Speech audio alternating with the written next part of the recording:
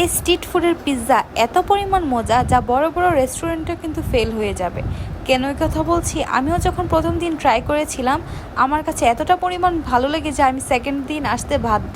আর এখানে সবচেয়ে বড় কথা হলো এখানে কিন্তু আপনার চোখের সামনে পিৎজাটা কিন্তু মেক করে আপনাকে দিবে। তো আপনি দেখতে পাচ্ছেন যে আপনার পিৎজাতে কি কি ইউজ করা হইতেছে বা না হইতেছে, কোনটা আপনার জন্য ভালো, আপনার সামনে কিন্তু এটা মেক করে দিবে আপনাকে। তো আপনি যে অনুযায়ী চাবেন তারা সেটাই হচ্ছে আপনাকে সুন্দর করে মেক করে দিবে।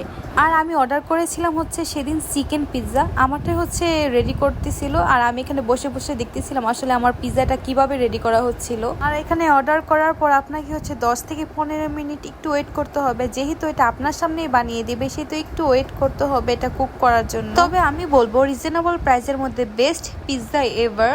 তো যারা যারা ট্রাই করতে চাও করতে পারো। আর এটা লোকেশনটা যদি কেউ জানতে চাও let me no in the comment section. Tata, bye bye.